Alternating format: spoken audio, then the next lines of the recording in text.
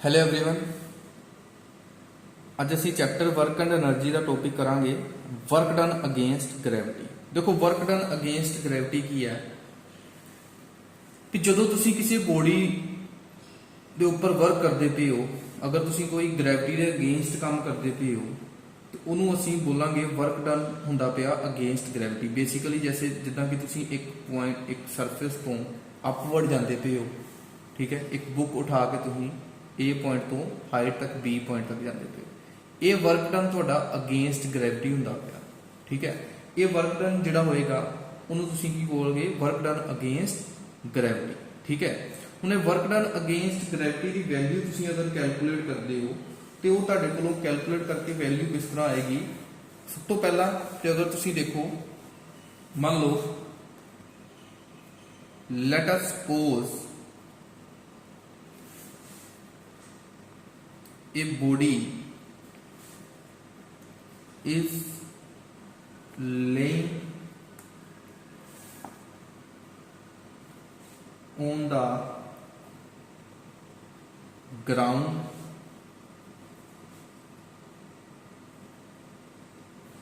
let the body is to be taken from point A to B। मान लो इस ground ਤੇ ਇੱਕ body ਪਈ ਹੈ ਜੋ ਕਿ ਪੁਆਇੰਟ ਮੈਂ ਮੰਨ ਲਿਆ A, ਉਸ ਬੋਡੀ ਨੂੰ ਤੁਸੀਂ B ਪੁਆਇੰਟ ਤੱਕ ਲੈ ਕੇ ਗਏ ਇੱਕ ਸਰਟਨ ਹਾਈਟ ਤੱਕ, ਠੀਕ ਹੈ। ਹੁਣ ਜਦੋਂ ਤੁਸੀਂ B ਪੁਆਇੰਟ ਤੱਕ ਲੈ ਕੇ ਗਏ ਤਾਂ ਮਤਲਬ ਤੁਸੀਂ ਕੋਈ ਕੰਮ ਕੀਤਾ in moving body from A to B, some work is to be done, ठीक है। ਜਦੋਂ ਤੁਸੀਂ ਬੋਡੀ ਨੂੰ A ਤੋਂ B ਮੂਵ ਕਰਵਾਇਆ, ਕੁਝ ਕੰਮ ਹੋਇਆ, ਠੀਕ ਹੈ। And H be the height covered by the body। जो बॉडी ने मूव किया उन्हें एक H हाइट जो है वो कवर की, ठीक है, A पॉइंट तो B पॉइंट तक, ठीक है। हुण अगर तुसी H हाइट मान ली है तो अगर तुसी इस केस दे विच जो वर्क डन होया अगर वो कैलकुलेट करते हो दैन वर्क डन दा फार्मूला की है तुहाडे कोल, work done is equal to force into displacement। displacement means कि जो ने एक पर्टिकुलर डायरेक्शन वाला डिस्टेंस कवर किया, ठीक है। तो जो जिन्नी फोर्स उत्ते लगी होगी, जिस फोर्स दे नाल ने काम किया, वो फोर्स और डिस्प्लेसमेंट का प्रोडक्ट सानू किहदी वैल्यू दसदा, वर्क डन दी। इहनूं तुसीं इस तरह लिख दो, capital W is equal to force into displacement दा S, ठीक है। हुण as we know that force की तुहाडे कोल की वैल्यू है, force F is equal to mass into acceleration, ठीक है।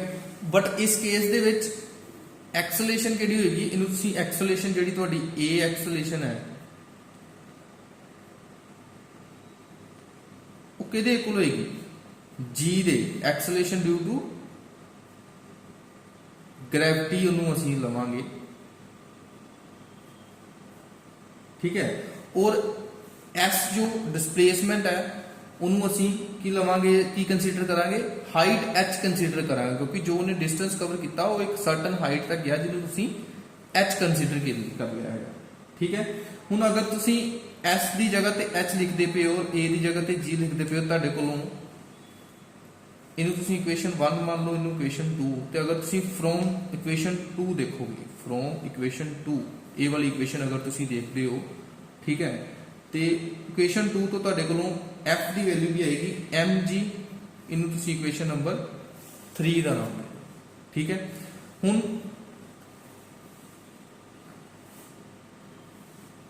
अगर तुसीं 3 इक्वेशन की वैल्यू 1 ਦੇ ਵਿੱਚ ਪੁੱਟ ਕਰਦੇ ਪਏ और S ਦੀ ਜਗ੍ਹਾ ਤੇ H ਲਿਖਦੇ ਪਏ, ठीक है। तो इक्वेशन 1 ਦੇ ਵਿੱਚ ਪਹਿਲਾਂ ਤੁਸੀਂ ਇਕੁਏਸ਼ਨ 1 ਨੂੰ ਹੀ ਮੋਡੀਫਾਈ ਕਰਕੇ ਲਿਖ ਲਓ।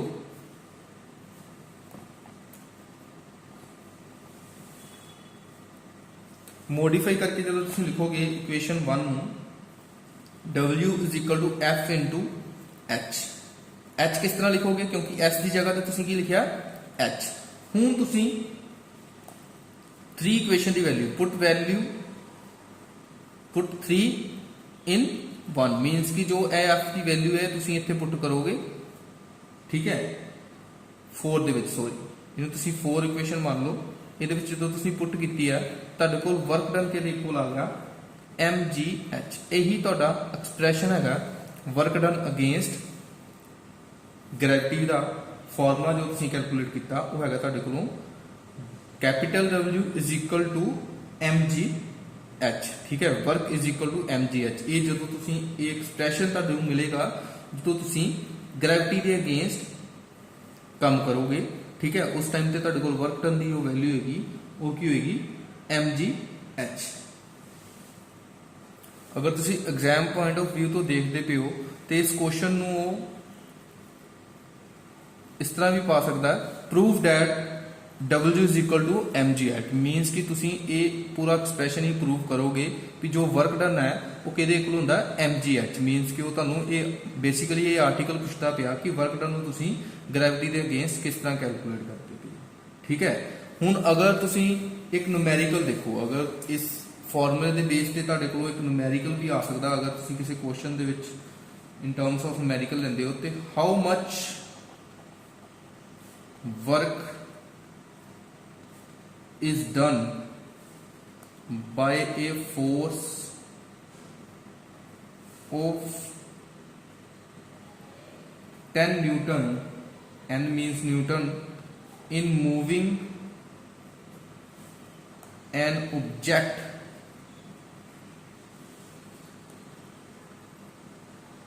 through a distance of 1 meter in the direction of force।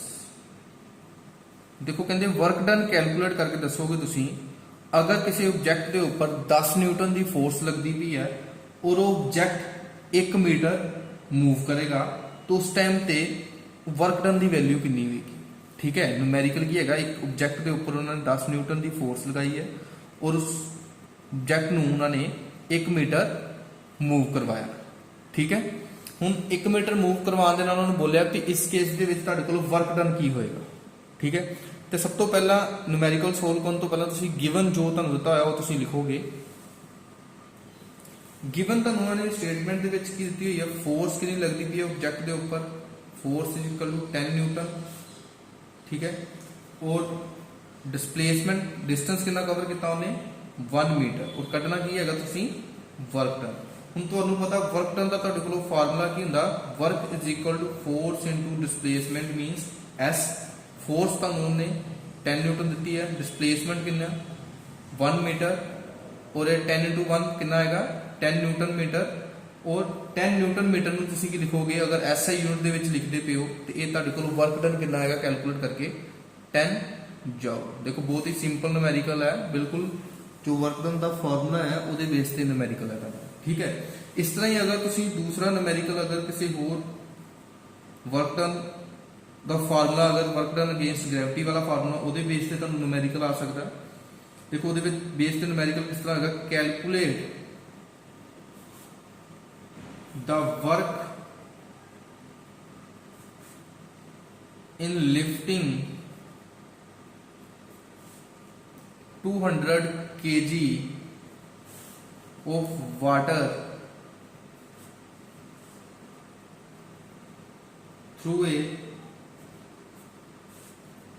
virtual height of 6 metre. कहते तुसी 200 kg वाटर में उठा के एक हाइट तक पहुंचाते पे हो 6 मीटर, और इस केस दे विच जो वर्क डन होएगा कितना होएगा। इस केस दे विच तुहानूं ग्रेविटी की वैल्यू 10 गिवन दे सकते। देखो ग्रेविटी की वैल्यू अगर 10 मीटर पर सेकंड गिवन दी है, ਫਿਰ ਤੁਸੀਂ ਗ੍ਰੈਵਿਟੀ ਜਿਹੜੀ ਹੈ 10 ਹੀ ਲਓਗੇ। ਅਗਰ ਗਿਵਨ ਨਹੀਂ ਦਿੱਤੀ ਫਿਰ ਤੁਸੀਂ ਗ੍ਰੈਵਿਟੀ ਦੀ value 9.8 metre per second square ਲਓਗੇ। ਠੀਕ ਹੈ। ਸੋਲੂਸ਼ਨ ਕੀ ਆਏਗਾ ਇਹਦਾ? ਸੋਲੂਸ਼ਨ ਦੇ ਵਿੱਚ ਤੁਹਾਨੂੰ ਗਿਵਨ ਕੀ ਦਿੱਤਾ ਹੋਇਆ ਹੈ? ਸਭ ਤੋਂ ਪਹਿਲਾਂ ਗਿਵਨ ਦੇਖੋ, ਮਾਸ ਆਫ ਬੋਡੀ ਕਿੰਨਾ ਹੈਗਾ ਤੁਹਾਡੇ ਕੋਲੋਂ 200 kg। ਠੀਕ ਹੈ। ਔਰ ਗ੍ਰੈਵਿਟੀ ਦੀ ਵੈਲਿਊ ਤੁਹਾਡੇ ਕੋਲ g ਜੋ ਹੈ ਉਹ ਤੁਹਾਡੇ ਕੋਲ 10 ਮੀਟਰ ਪਰ ਸੈਕਿੰਡ ਸਕੁਅਰ ਔਰ ਹਾਈਟ 6 ਮੀਟਰ। ਠੀਕ ਹੈ। ਸਭ ਤੋਂ ਪਹਿਲਾਂ ਤੇ ਸਾਰੇ ਯੂਨਿਟ ਐਸੇ ਹੀ ਹੈਗੇ, ਇਹਨਾਂ ਨੂੰ ਚੇਂਜ ਕਰਨ ਦੀ ਲੋੜ ਨਹੀਂ ਹੈਗੀ। ਠੀਕ ਹੈ। ਜੇ ਗ੍ਰਾਮ ਚ ਹੁੰਦਾ ਫਿਰ ਤੁਸੀਂ kg ਚ ਕਨਵਰਟ ਕਰਨਾ ਸੀਗਾ, ਜਾਂ ਸੈਂਟੀਮੀਟਰ ਚ ਹੁੰਦਾ ਤੇ ਮੀਟਰ ਚ ਕਨਵਰਟ ਕਰਦੇ ਹੋ ਤੁਸੀਂ। ਇਸ ਤਰ੍ਹਾਂ ਇਹ ਸਾਰੇ ਹੀ kg ਔਰ ਮੀਟਰ ਚ ਹੀ ਹੈਗੇ ਆ। ਠੀਕ ਹੈ। ਹੁਣ ਉਹਨਾਂ ਨੇ ਕਿਸੇ ਸਰਟਨ ਹਾਈਟ ਤੱਕ ਲੈ ਕੇ ਜਾਣਾ, ਤੇ ਸਰਟਨ ਹਾਈਟ ਤੱਕ ਜਦੋਂ ਵੀ ਤੁਸੀਂ ਕਿਸੇ ਬੋਡੀ ਨੂੰ ਲੈ ਕੇ ਜਾਂਦੇ ਹੋ, ਉਸ ਕੇਸ ਦੇ ਵਿੱਚ ਵਰਕ ਡਨ ਦਾ ਫਾਰਮੂਲਾ ਕੀ ਆਂਦਾ? W = mgh। ਠੀਕ ਹੈ। ਹੁਣ m ਦੀ ਵੈਲਿਊ ਤੁਹਾਡੇ ਕੋਲ 200 ਔਰ g ਗ੍ਰੈਵਿਟੀ ਗਿਵਨ ਦਿੱਤੀ ਹੋਈ 10। ਅਗਰ ਗਿਵਨ ਨਹੀਂ ਦਿੱਤੀ ਤਾਂ ਤੁਸੀਂ ਲੋਗੇ 9.8 ਔਰ ਹਾਈਟ ਤੁਹਾਨੂੰ ਦਿੱਤੀ ਹੋਈ ਹੈ 6 ਮੀਟਰ। ਔਰ ਅਗਰ ਤੁਸੀਂ ਇਹਨੂੰ ਕੈਲਕੂਲੇਟ ਕਰਦੇ ਹੋ, ਠੀਕ ਹੈ, 200 × 10 2000, 2000 × 6 12000 और 12000 ਜਾਊਲ ਜੋ ਹੈ ਇਸ ਕੇਸ ਦੇ ਵਿੱਚ ਵਰਕ ਡਨ ਹੋਏਗਾ ਜਦੋਂ ਤੁਸੀਂ ਕਿਸੇ 200 kg ਦੀ ਬਕਟ, ਮਤਲਬ ਕਿ ਜਿਸ ਬਕਟ ਦੇ ਵਿੱਚ ਵੀ ਉਹਨੂੰ ਵੈਸਲ ਦੇ ਵਿੱਚ ਜਾਂ ਬਕਟ ਦੇ ਵਿੱਚ ਭਰਿਆ ਹੋਏਗਾ ਪਾਣੀ ਨੂੰ, ਅਗਰ ਤੁਸੀਂ 6 ਮੀਟਰ ਦੀ ਹਾਈਟ ਤੱਕ ਲੈ ਕੇ ਜਾਂਦੇ ਹੋ, ਉਸ ਕੇਸ ਦੇ ਵਿੱਚ ਗ੍ਰੈਵਿਟੀ ਅਗਰ ਤੁਸੀਂ 10 ਕੰਸੀਡਰ ਕਰਦੇ ਹੋ ਤਾਂ ਵਰਕ ਡਨ ਜਿਹੜਾ ਉਹ ਤੁਹਾਨੂੰ ਮਿਲੇਗਾ, ਉਹ ਕਿੰਨਾ ਮਿਲੇਗਾ? 12000 ਜਾਊਲ।